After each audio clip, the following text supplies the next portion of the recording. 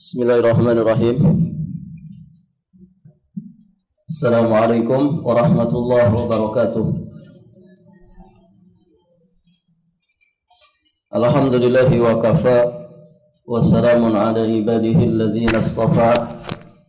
Asyhadu an la ilaha illallah wahdahu rabbi la syarikalah wa asyhadu anna Muhammadan abduhu wa rasuluh, amma ba'd.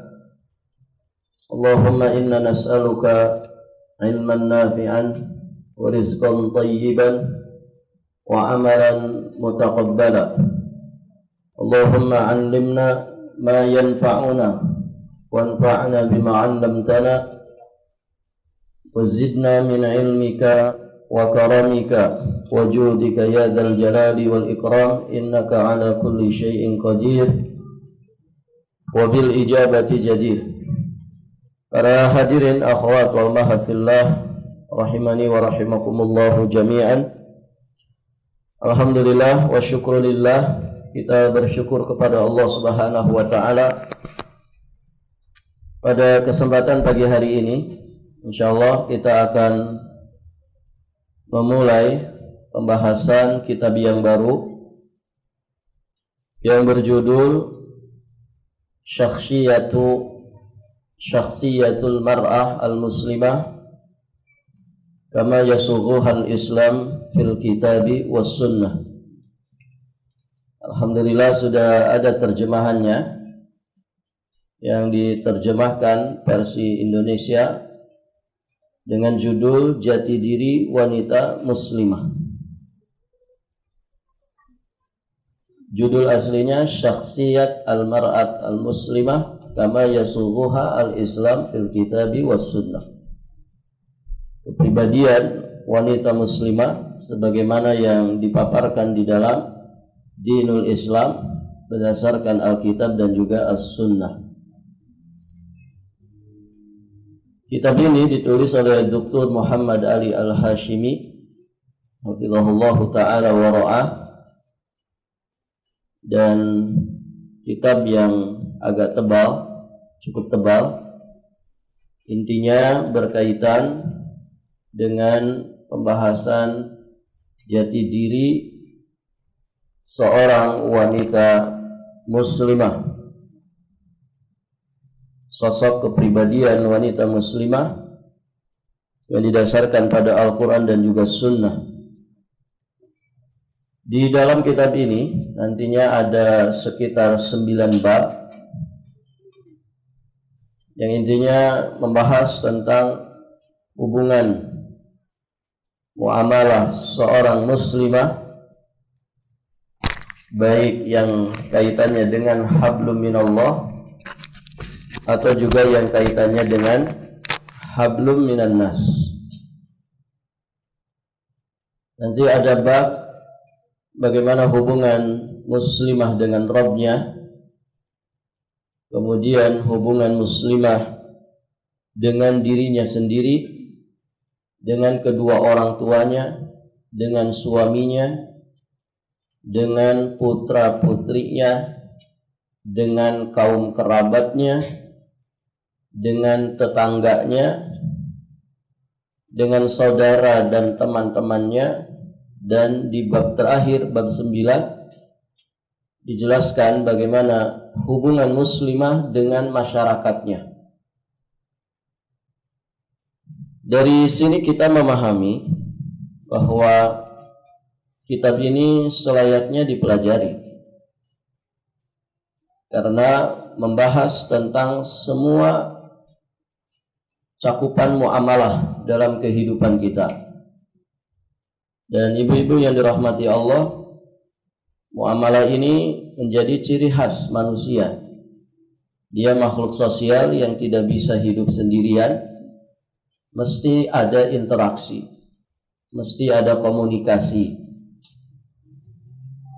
yang dijalankan oleh manusia, terutama apa yang mesti dijalankan terkait dengan hubungan dia kepada Allah Azza wa Jalla, ya, sebagai Rabbul Alamin.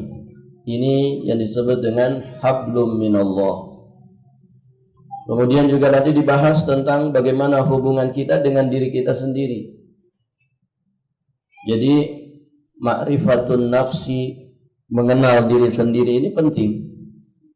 Mengenal jati diri kita ini penting sekali. Karena orang yang dirinya sendiri saja tidak kenal, bagaimana ya dia kemudian bisa memposisikan, menempatkan dirinya saat dia berinteraksi, saat dia berkomunikasi, atau saat dia bermuamalah. Ini nanti juga akan dibahas. Nah, selanjutnya, apa yang kaitannya dengan hablum minan nas? Hubungan kepada orang tua ini yang paling dekat, dengan suami paling dekat juga, dengan anak, berarti dengan putra putri kita, dengan kaum kerabat, baru kemudian melebar kepada tetangga, teman-teman, bahkan hubungan secara umum dengan masyarakat.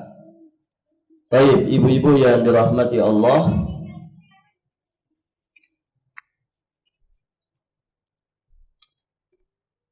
sebelum kita membahas isi kandungan dari bab-bab yang beliau sampaikan, selayaknya kita membacakan muqaddimah yang disampaikan oleh penulis terlebih dahulu, yang biasanya muqaddimah itu menjelaskan apa yang akan dipaparkan, kemudian tujuannya ya, dan motivasinya apa. Ini yang semestinya kita bacakan terlebih dahulu. Semoga muqaddimah yang beliau sampaikan ini bisa menjadi gambaran tentang isi dari kitab yang beliau tulis ini. Baik, ibu-ibu yang dirahmati Allah, bukunya sudah pada punya? Semuanya sudah pegang? Ini kalau dibahasnya sebulan 2 pertemuan, berarti sebulan 2 jam, ya bisa 2 tahun ibu ya. Tapi jangan ngelihat 2 tahunnya, dijalani saja. Alon-alon sing penting lakon. Jangan lihat tebalnya juga. Alhamdulillah kan banyak kitab tebal yang mungkin sudah kita lewati ya. Tidak terasa atau terasa bu? Terasa banget.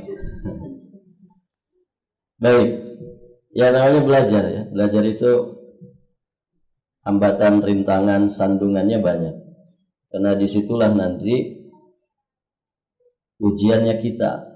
Siapa yang ajak, konsisten, istiqomah, dan siapa yang tumbang di tengah jalan, menjadi pecundang.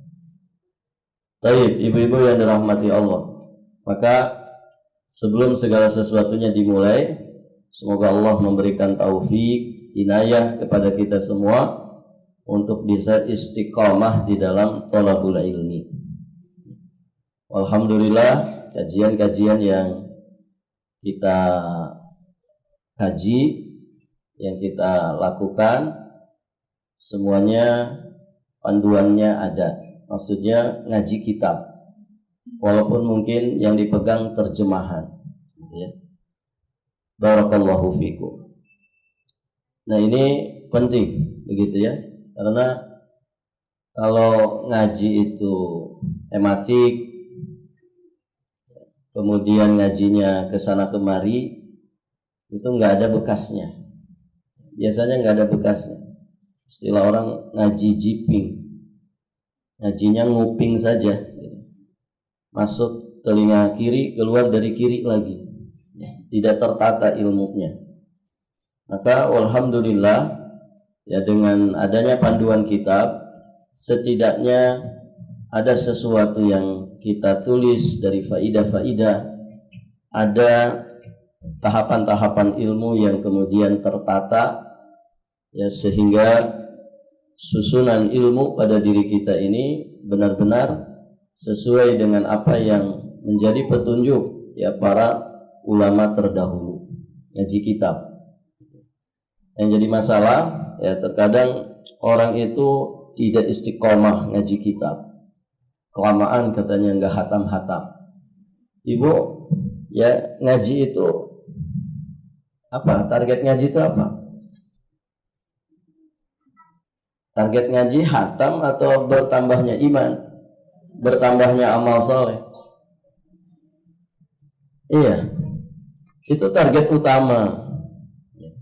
Jadi kalau kemudian kita sedikit-sedikit, tapi Masya Allah bekasnya ada, begitu ya, ilmu kita semakin bertambah, iman kita semakin mantap, amal soleh kita semakin banyak. Itu walaupun kita belum hatam, berarti kita sudah ngambil faidahnya. Karena ada orang yang tidak sabar, ngaji kitab sama fulan itu kok lama banget, nggak hatam-hatam, gitu ya, tidak hatam-hatam. Saya sering sampaikan bahwa ngaji kitab itu ada yang mukhtasar, artinya ngaji yang penting selesai, ya hatam. Ada yang mutawassit itu pertengahan, dikaji agak panjang lagi, begitu ya. Nah ada yang mutawal, ya mutawal itu panjang lebar, begitu ya. Nah kalau saya ngajarkan kitab, ya insya Allah biasanya tidak mukhtasar juga tidak mutawal. Jadi tengah-tengah saja. Dengan harapan kalau sekedar mukhtasar, ya tentu cukup baca saja sendiri. Gitu. Kalau mutawal juga terlalu bertele-tele, nanti kepanjangan. Maka tengah-tengah saja. Yang penting kita dapat faidahnya. Baik, ibu-ibu yang dirahmati Allah Subhanahu wa Ta'ala. Jadi kesabaran itu mutlak dibutuhkan, ya, kesabaran mutlak dibutuhkan di dalam belajar, di dalam mengamalkan ilmu, juga di dalam mendakwahkannya. Semoga Allah Subhanahu wa Ta'ala memberikan taufik dan inayah kepada kita semua, memberikan keistiqomahan kepada kita untuk bisa terus belajar. Baik. Ibu-ibu yang dirahmati Allah, silakan lihat mukadimahnya. Ini adab ya, kalau belajar kitab baca dulu mukadimah. Sebagian orang dia baca judul depan, baca mukadimah, daftar isi, sama baca sampul paling belakang. Habis itu disimpan lagi kitabnya, nggak dibaca. Nah, alhamdulillah karena dipakai ngaji, gitu ya. InsyaAllah ta'ala kita habiskan. Baik, ibu-ibu yang dirahmati Allah. Di sini muallif hafizahullah ta'ala beliau menyampaikan muqaddimah. Setelah menyampaikan tahmid dan salawat kepada Nabi SAW, beliau sampaikan amma ba'd. Sebenarnya sudah sejak lama terlintas satu harapan di dalam benak saya, yakni penulis, untuk bisa menerbitkan satu buku tentang wanita muslimah. Sudah cukup lama harapan membersit di dalam sanubari, tetapi belum ada faktor-faktor yang bisa menunjang harapan ini, karena cukup banyak pekerjaan sehari-hari dan kesibukan yang menyita perhatian.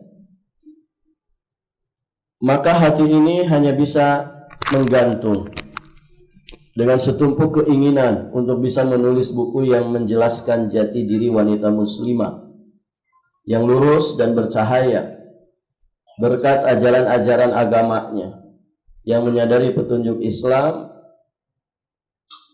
tunduk kepada perintahnya dan berdiri pada batasan-batasannya. Nah, beliau menyampaikan ya niatnya dari awal yang ternyata tidak mudah. Jadi Masya Allah ibu, kalau para ulama itu nulis kitab, itu jangan dianggap bahwa mereka nulis ya dengan apa namanya, dengan mudah gitu. Bisa prosesnya bertahun-tahun, karena tentu kesibukan mereka juga sangat banyak.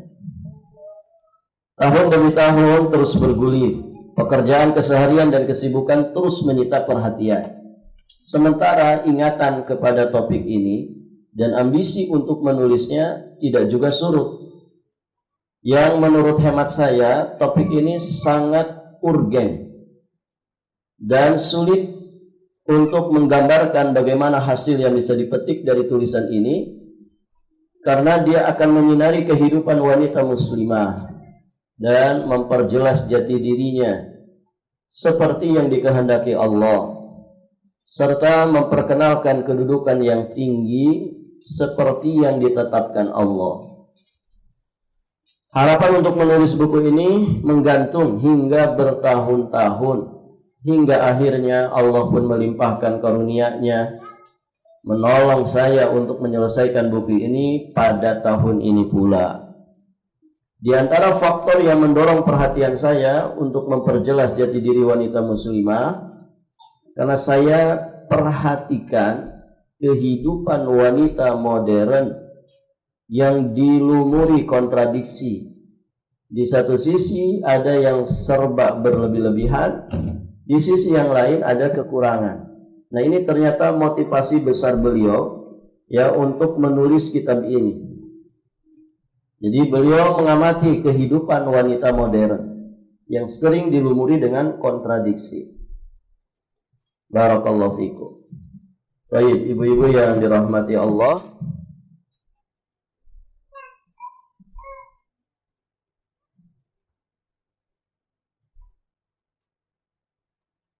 ini cetakan pertama kitab ini tahun berapa?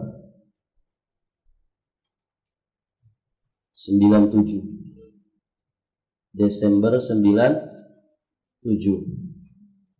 Cetakan ke-24-nya September 2022. Berarti kitab ini sudah cukup lama.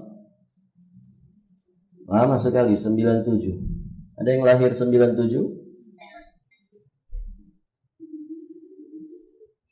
Pasti ada. Kitab ini sudah tercetak, mungkin ibu masih bayi merah sebagiannya. Barakallahu fikum.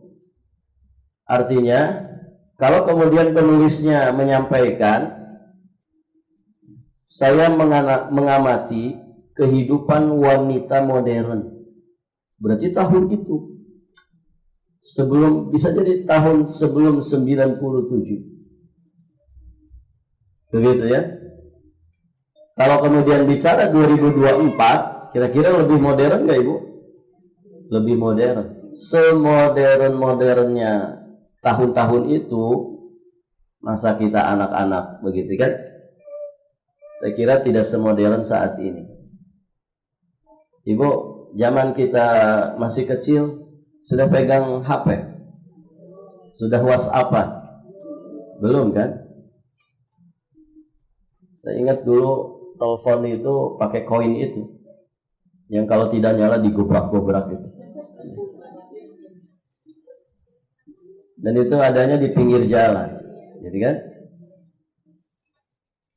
Zaman itu belum ada HP. Baik. Maka kalau bicara 2024 luar biasa. Sekarang loh anak kita masih balita saja sudah pintar pegang HP. Gitu kan? Ada penelitian ya, HP itu ternyata berbahaya kalau sering dipegang. Namanya saja seluler kan. Dia bisa merusak sel-sel di dalam tubuh kita, bikin kental darah. Makanya ya sing bijak ya pakai HP. Jangan HP itu dijadikan suami pertama gitu. Diklonin terus, mau tidur bangun tidur. As'alullah al-afwa wal-afiyah wassalam. Berbahaya ya, karena ada paparan radiasi. Baik, ibu-ibu yang dirahmati Allah. Jadi kalau tidak penting-penting banget, ya sudah, tidak usah pegang HP. Nah, ini yang ternyata memotivasi beliau. Beliau memperhatikan kehidupan wanita modern yang ternyata dilumuri dengan kontradiksi. Ada yang ghulu, berlebih-lebihan, di sisi yang lain juga ada yang nilai-nilai yang kurang. Gambarannya, engkau mendapatkan seorang wanita muslimah yang bertakwa, salihah, aktif menegakkan syiar-syiar Islam. Tetapi misalkan dia mengabaikan masalah kebersihan mulut dan badannya. Ada yang begitu, Bu? Tercium bau yang tidak sedap dari mulut dan badannya ketika kita berdekatan dengannya.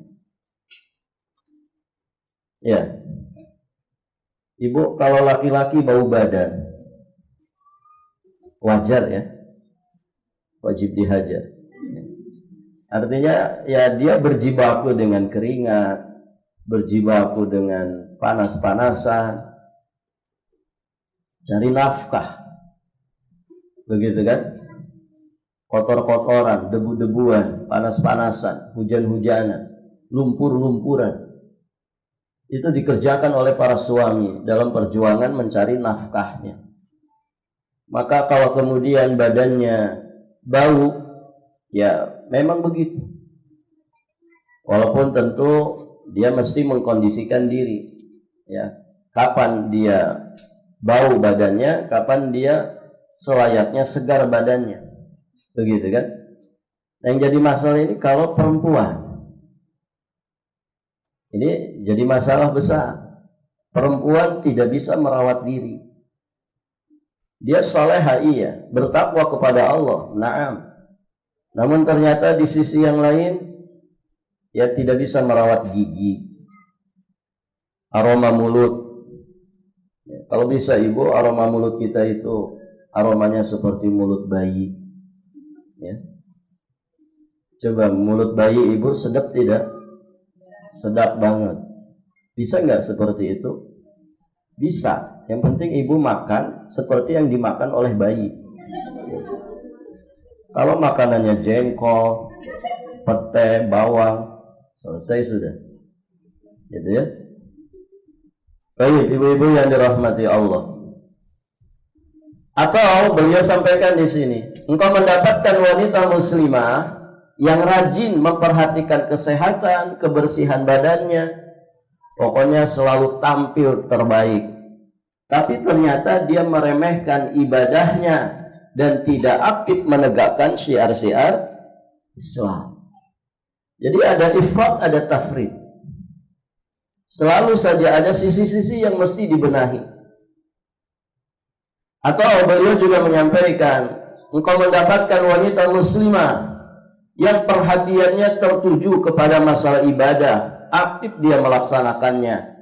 Namun dia sama sekali tidak membawa konsep yang benar tentang pandangan Islam yang komprehensif mengenai alam, kehidupan dan juga manusia.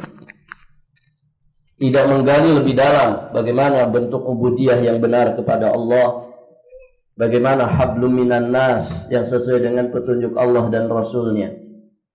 Baik.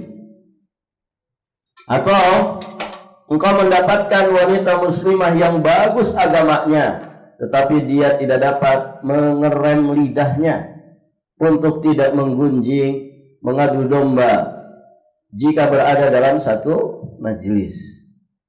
Bagus dia punya kafaah ilmiah, ilmunya bagus, bahkan mungkin dia ngajar, begitu ya. Tapi sangat disayangkan mulutnya ember. Ya, mulutnya ember. Nah ini juga aib, cacat. Baik. Atau engkau mendapatkan seorang wanita muslimah yang bagus agamanya, tetapi dia tidak dapat bergaul secara baik dengan tetangga dan teman-temannya. Nah ini juga terjadi. Ya, saya pernah dapat curhatan seperti itu. Dan ini bisa aib kepada mencacati dakwah, apalagi yang berniqab, bercadar, tapi dia tidak bisa sopan kepada tetangga. Atau engkau mendapatkan seorang wanita muslimah yang pandai bergaul dengan orang lain dan memperlakukannya secara baik, tetapi dia tidak bisa memenuhi hak kedua orang tuanya, gak akur sama orang tua. Dia tidak berbakti, tidak hormat kepada orang tua. Ada juga yang modelnya begitu.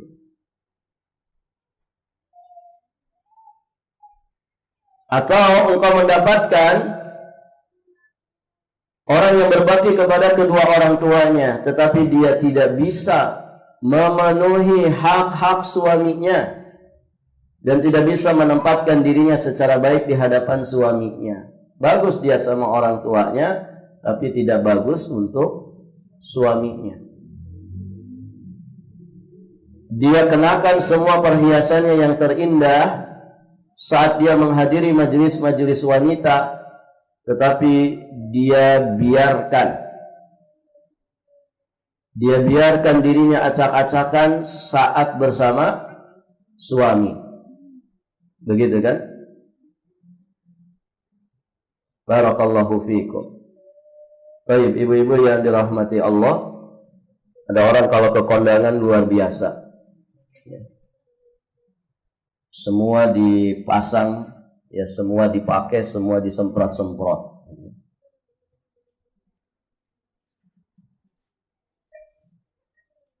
Tapi giliran dia di hadapan suaminya tidak mau berdandan. Ya, daster sudah bolong masih dipakai, gitu. Bau badan gak karu-karuan. Jadi kalau mau ke kondangan ibaratkan ratu, ketika di depan suaminya ibaratkan hantu, gitu ya. Nah, jangan seperti itu, ibu ya. Harusnya di depan suami seperti ratu. Barakallahu fikum. Atau engkau mendapatkannya mau memperhatikan keadaan suami, tetapi dia tidak peduli terhadap nasib mertuanya. Tidak mendorong suaminya untuk berbakti dan berbuat baik kepada orang tuanya. Menantu yang tidak akur sama mertuanya. Biasanya mertua yang mana? Laki-laki atau perempuan?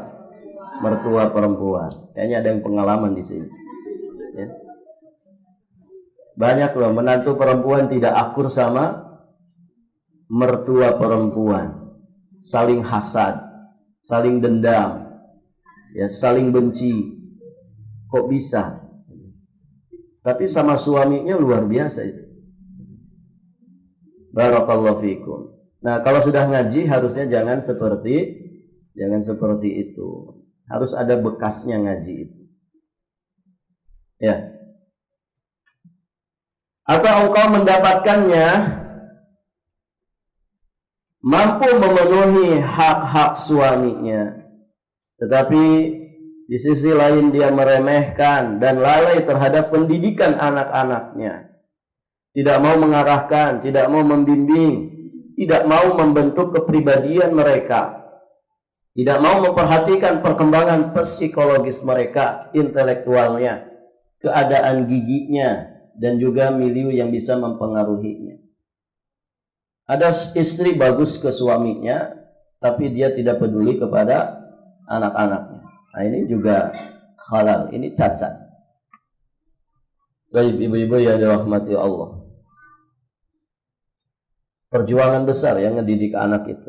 Tidak semudah membalikan telapak tangan. Menjaga persaudaraan di antara mereka. Persaudaraan yang sesungguhnya. Ini bukan kerjaan mudah loh, ibu. Membuat anak-anak kita selalu akur, selalu bersaudara. Begitu ya. Sampai nanti mereka tua setelah kita mati. Ada banyak ya orang-orang yang bersaudara, kemudian akhirnya bertengkar di masa-masa tuanya, ya kan? Rebutan warisan atau yang semisal dengan itu. Maka menjaga persaudaraan supaya mereka tetap bersaudara, ini tanggung jawab kedua orang tua. Bagaimana mereka mengarahkan, bagaimana mereka membimbing, bagaimana mereka kemudian berwasiat kebaikan supaya anak-anaknya solid di dalam persaudaraan. Karena tidak mudah. Apalagi mendapati orang tua yang kaya raya, yang banyak harta warisannya. Ini sering menjadi polemik. Yang akhirnya kemudian nampak ya, aslinya hati daripada saudara-saudaranya ini. Ada yang memang lempeng jujur, ada yang memang ambisi terhadap harta orang tuanya. Ini tugas orang tua. Ya, bagaimana menjaga, membimbing, mengarahkan anak ya, supaya juga tetap solid di dalam persaudaraannya. Baik, ibu-ibu yang dirahmati Allah. Kemudian beliau juga sampaikan, atau kau mendapatkannya, mampu melaksanakan dan memperhatikan semua itu, tetapi dia mengabaikan hubungan sosialnya. Hanya mau tahu keadaan diri dan juga keluarganya. Dia menutup mata terhadap keadaan kaum muslimin dan muslimat. Tidak punya empati kepada sesama muslim. Dia yang penting happy dengan dirinya, dengan keluarganya. Sudah saja. Tidak mau peduli dengan saudaranya sesama muslim yang lain. Atau engkau mendapatkannya, mau memperhatikan dirinya secara khusus dan umum, tetapi dia tidak mau membekali akalnya secara kontinu dengan ilmu dan ma'rifat. Nah, ini orang-orang yang tidak mau belajar. Ibu, banyak orang yang kemudian katanya hijrah, sudah ngaji sunnah. Si fulan sudah ngaji sunnah. Itu istilah ini disematkan untuk siapa? Ternyata untuk orang-orang yang sudah berubah casingnya saja. Walaupun dia nggak pernah ngaji lagi. Apalagi mohon maaf, orang-orang yang merasa sudah lama. Saya hijrah ke sunnah ini udah dari tahun 90. Udah dari tahun 2000. Sudah puluhan tahun saya. Begitu ya. Tapi nggak pernah kelihatan di majelis. Ada yang begitu, Bu? Dia baru nongol kalau ada daurah ustadz internasional saja. Begitu ya. Sampai ada istilah di kalangan ikhwan daurah. Sama akhwat daurah. Begitu ya. Maksudnya nongolnya itu kalau ngaji ya pas daurah saja. Ya, itu pun daurah ustadz yang sudah terkenal, begitu ya. Kalau ustadznya tidak terkenal, walaupun daurah nggak hadir dia. Jadi levelnya sudah level makrifat seperti ini. Gitu. Nah, apakah kemudian orang dikatakan ngaji sunnah itu model begitu? Kan katanya ikhwan yang sudah ngaji sunnah, berarti kan dia hadir di kajian. Bukan ikhwan yang sudah lama pakai casing orang ngaji, tapi orangnya nggak pernah ngaji. Bukan. Karena ciri khas ahli sunnah wal jamaah itu, mereka menghidupkan dunia ilmiahnya selain dunia amaliyah. Begitu ya. Tuh, sekarang ibu, majelis ilmu kalau tidak kita yang menghidupkan, terus siapa yang menghidupkan?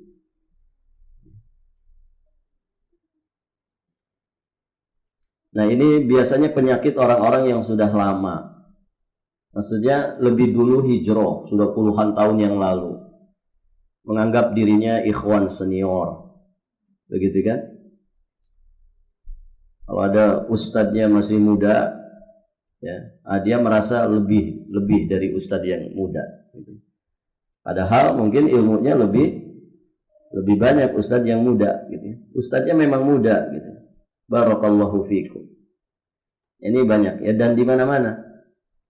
Saya punya sahabat itu kalau ngisi daurah di satu daerah, dia sampai bisa membedakan ikhwan-ikhwan yang tidak antusias ngikutin daurah.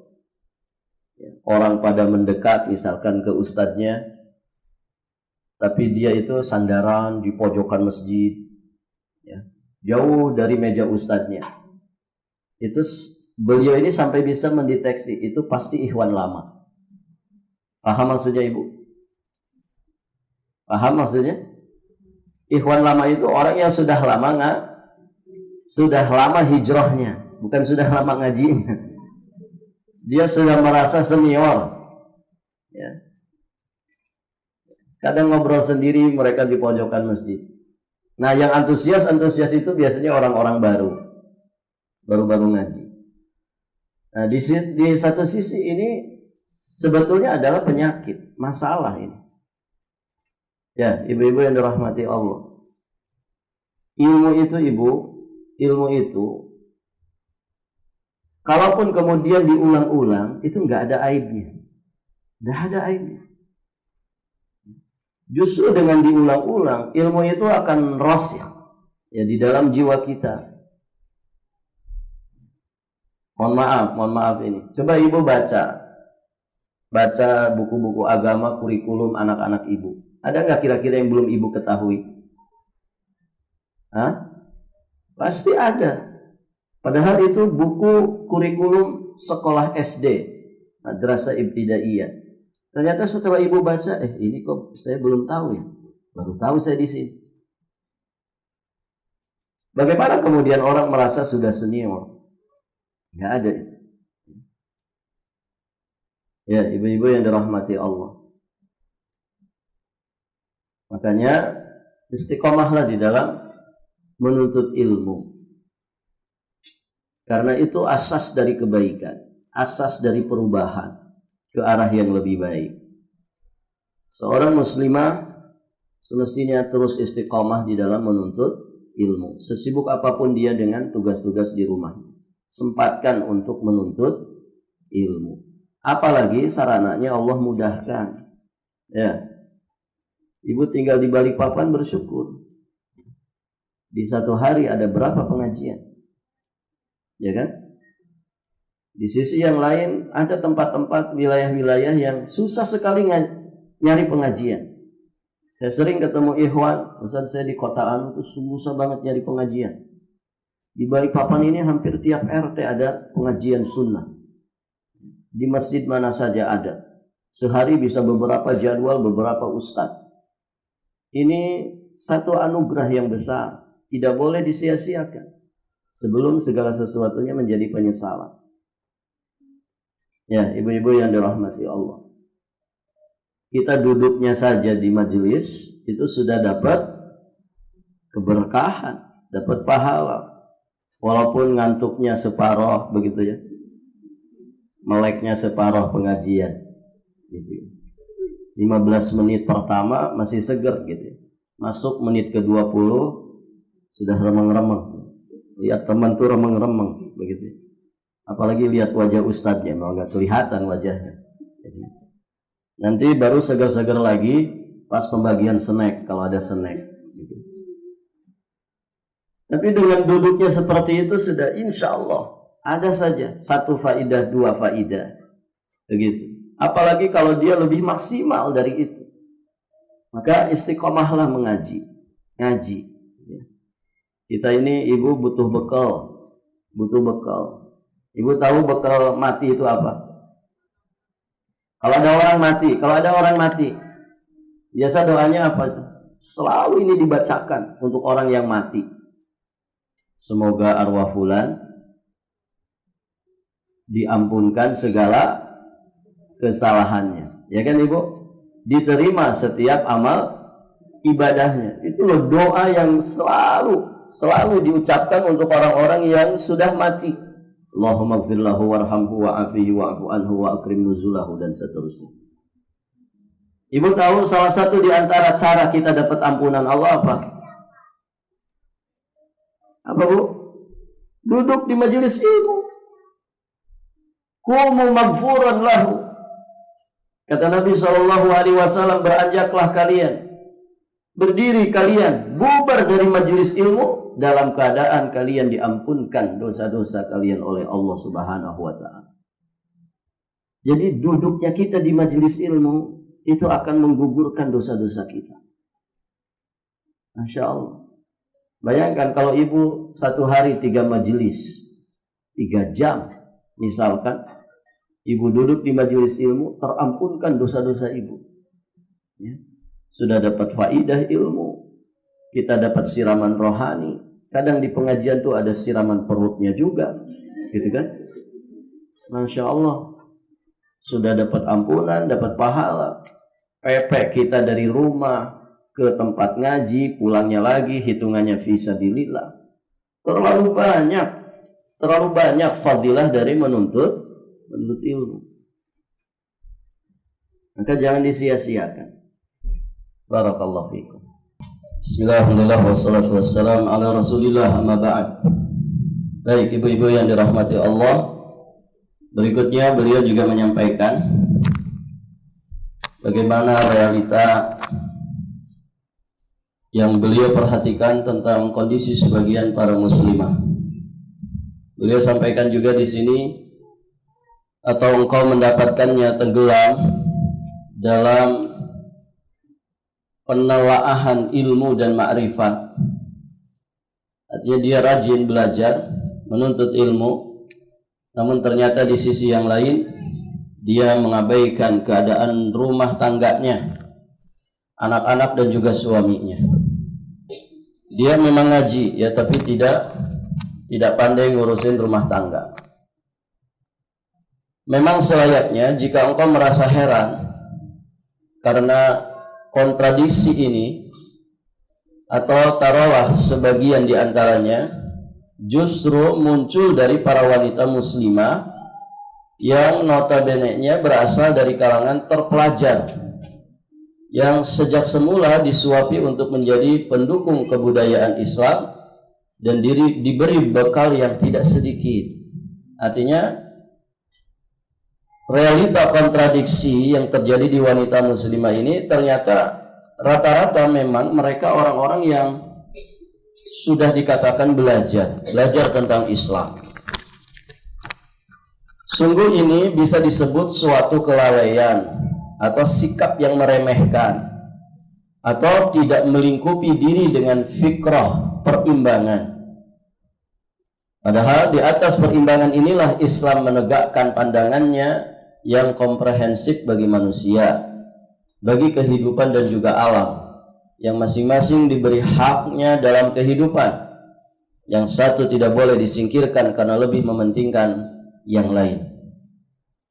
Siapa yang menyimak beberapa nas yang sahih di dalam kitab Allah dan sunnah Rasulnya yang menggambarkan tingkah laku paling ideal yang seharusnya dilaksanakan wanita muslimah tatkala berhubungan dengan Robnya, saat membentuk jati dirinya, saat menjalin hubungannya dengan kerabat yang dekat ataupun yang jauh, dan juga dalam pergaulan sosialnya secara umum, tentulah dia akan tertegun keheranan karena mendapatkan sekian banyak nas dan seberapa jauh perhatiannya terhadap urusan yang kecil maupun yang besar dalam kehidupan wanita, yang meletakkan baginya tanda-tanda dan tenggara yang jelas, menuntun ke kehidupan yang lempeng dan berimbang, yang menjamin kebahagiaan, keberhasilan dan keunggulan di dunia bagi pelakunya, dan juga keberuntungan yang besar serta pahala di kehidupan akhirat.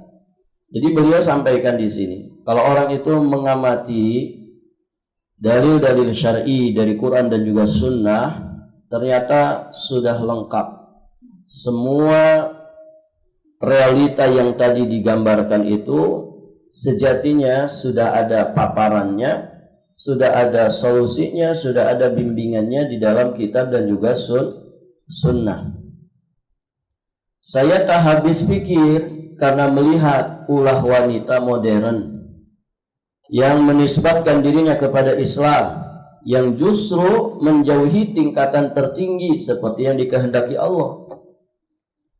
Sementara tidak ada jalan lain untuk bisa mencapai tingkatan yang tertinggi itu kecuali harus tekun melihat jati dirinya yang asli, seperti yang telah ditetapkan di dalam beberapa nas Al-Quran Al-Karim dan juga sunnah yang suci.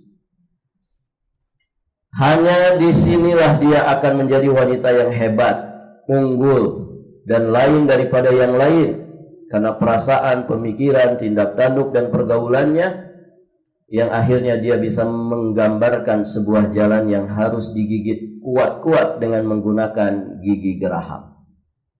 Jadi ya, beliau di sini mengingatkan wanita muslimah supaya istiqomah ya di dalam mempelajari ilmu syar'i. Karena disitulah nanti dia akan mendapatkan petunjuk, dia akan mendapatkan bimbingan, dia akan mendapatkan arahan. Wanita yang bisa mencapai tingkatan yang tertinggi ini sungguh merupakan hal yang sangat urgen dalam kehidupan manusia secara menyeluruh. Mengingat wanita memiliki pengaruh yang sangat besar dalam mendidik generasi penerus, menciptakan para patriot, para pejuang, menanamkan keutamaan, meneguhkan nilai-nilai, menghiasi kehidupan dengan cinta, kasih sayang, dan keindahan, mengisi rumah dengan keamanan, ketenangan, ketentraman, ridho, dan kedamaian. Ya, dalam pepatah para ulama, al-ummu madrasatul ula. Ya, ibu itu adalah madrasah pertama bagi anak-anaknya. Jika dia mempersiapkannya, maka dia telah mempersiapkan ya generasi masyarakat yang terbaik, adabnya dan etikanya. Baik, ibu-ibu yang dirahmati Allah.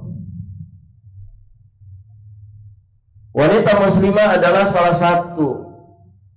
Wanita muslimah adalah satu-satunya wanita yang bisa dipersiapkan untuk memasyarakatkan semua itu ya di dalam dunia wanita modern yang kini keadaannya semakin bertambah payah, letih, dan tergadaikan oleh gemerlap filsafat, materialisme, dan tonggak-tonggak kehidupan jahiliyah yang membutakan berbagai masyarakat manusia dan juga membutakan petunjuk Allah. Caranya adalah dengan mengetahui jati dirinya. Dia makrifat kepada dirinya sendiri, siapa sebetulnya kita ini di hadapan Allah. Sehingga dia kembali kepada pola-pola pembentukan dirinya dan pemikirannya yang suci, membentuk kepribadiannya yang asli seperti yang diridhai Allah dan juga Rasulnya, yang kemudian bisa membedakannya dan juga para wanita sejagat raya. Untuk memperjelas semua ini, saya sempatkan diri menghimpun berbagai nas yang sahih dari kitab dan juga sunnah Rasulnya yang berkaitan dengan pembentukan jati diri wanita. Lalu saya susun sedemikian rupa menurut bab-bab dan juga topik-topiknya. Hingga di hadapan saya sudah tersedia rancangan yang komplit untuk diturunkan sebagai pembahasan mengenai berbagai masalah wanita secara khusus maupun umum. Tadi ya 9 bab yang tadi kita sampaikan. Bagaimana muslimah bersama Rabbnya, dirinya, orang tuanya, suaminya, anak-anaknya, kerabatnya, sanak saudaranya, tetangganya, teman-temannya, bahkan bersama dengan masyarakat.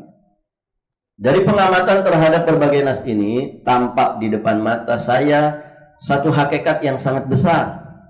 Seringkali kita lalai, namun justru kita lalui, namun justru kita lalaikan. Apa itu? Yakni bahwa rahmat Allah yang dilimpahkan kepada wanita muslimah sangatlah besar. Karena dia telah dientaskan Islam dari kehinaan, dari objek pelecehan, pembunuhan tanpa dosa, keharusan mengekor kaum laki-laki secara mutlak, lalu diangkat ke tingkat kehidupan layaknya sebagai wanita yang terhormat, terlindungi tanpa harus berjuang dalam kancah kehidupan untuk mencari sesuap nasi sendiri, sekalipun mungkin dia termasuk wanita yang kaya raya. Masya Allah. Jadi tidak ada ajaran yang memuliakan, menghormati, menempatkan kedudukan wanita sebagaimana mestinya kecuali dinul Islam. Ya, maka bersyukur jadi wanita muslimah. Islam menjadikan dirinya orang yang bebas menggunakan hartanya jika memang dia berharta. Harta istri, apakah itu harta suami? Tidak, harta istri ya harta istri. Tapi harta suami, ibu yang dirahmati Allah, sebagian dari hartanya adalah hak dari istrinya. Nikmat enggak ibu? Nikmat sekali. Jadi kan? Ibu mah dinafkahi, begitu kan? Suami yang cari nafkah. Disayangi, dilindungi, begitu kan? Dilindungi. Seorang laki-laki itu ketika dia mengatakan qabiltu nikahaha wa tazwijaha ala mahrin mithl, ya halan. Dia kalau sudah menerima itu, saya terima nikahnya putri bapak, itu berarti sudah jiwa raga dari si calon istrinya itu tanggung jawab dirinya. Lahir batinnya, dunia akhiratnya tanggung jawab. Yang begitu. Islam menempatkan wanita sama dengan kaum laki-laki dalam masalah kehormatan sebagai manusia dan kewajiban-kewajiban syariat secara umum. Dia mempunyai hak-hak dan juga kewajiban yang harus dilaksanakan. Seperti halnya kaum laki-laki juga sama, mempunyai hak-hak dan kewajiban yang harus dia laksanakan. Kaum wanita dan kaum laki-laki akan dihadirkan ke hadapan Allah untuk menerima pahala dan siksa. Dalam masalah ini sama antara laki-laki dan perempuan. Islam tidak hanya terbatas melimpahkan karunia kepada wanita dengan mengentaskan dari kehinaan dan pelecehan kepada kehormatan dan kemajuan perlindungan, tetapi Islam juga memberikan perhatian yang optimal dalam masalah pembentukan jati dirinya dengan pembentukan yang sempurna dan menyeluruh, meliputi setiap sisi jati dirinya yang bersifat individual, bersifat rumah tangga dan sosial, agar dia menjadi wanita yang hebat, layak menjadi khalifah di muka bumi ini. Begitu. Lalu bagaimanakah Islam membentuk jati diri wanita muslimah? Bagaimanakah cara agar dia bisa mencapai tingkat pembentukan yang paling tinggi, yang tidak bisa dicapai sepanjang perjalanan sejarah kehidupan wanita kecuali dengan agama ini? Jawabannya akan didapatkan pembaca dalam lembaran-lembaran buku ini. Saya berharap agar amal saya ini diterima Allah, menjadikannya semata karena mengharap ridhonya, menjadikannya bermanfaat, menjadikannya cahaya dalam hidup saya, bekal sepeninggal saya dan pemberi syafaat pada hari hisab. Amin.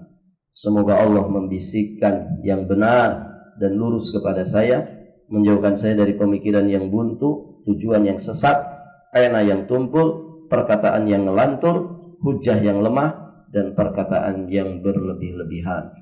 Wallahul muwaffiq. Alhamdulillah, mukadimah sudah selesai kita bahas. Nanti berikutnya kita mulai masuk di bab pertama tentang wanita bersama Rabbnya. Barakallahu fikum. Baik Ibu, sampai di sini ya pelajaran kita. Insya Allah nanti kita lanjutkan di kesempatan berikutnya. Kamis depan masih ini pelajarannya. Baik. Kita akhiri. Subhanakallahumma bihamdik, asyhadu an la ilaha illa anta, astaghfiruka wa atubu ilaik. Assalamualaikum warahmatullahi wabarakatuh.